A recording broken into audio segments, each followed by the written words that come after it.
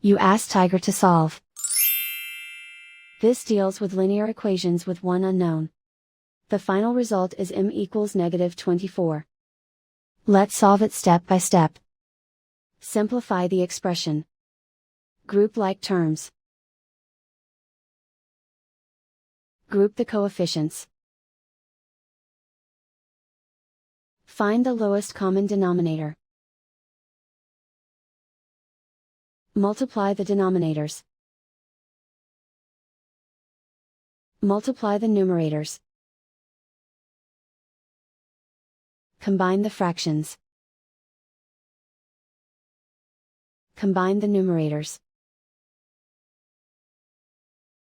Find the greatest common factor of the numerator and denominator.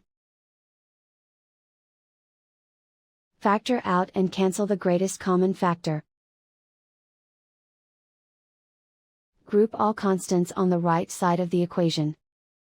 Subtract 3 from both sides. Simplify the arithmetic.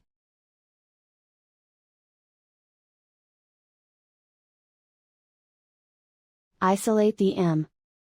Multiply both sides by inverse fraction 2 over -1. Group like terms. Multiply the coefficients. Simplify the arithmetic.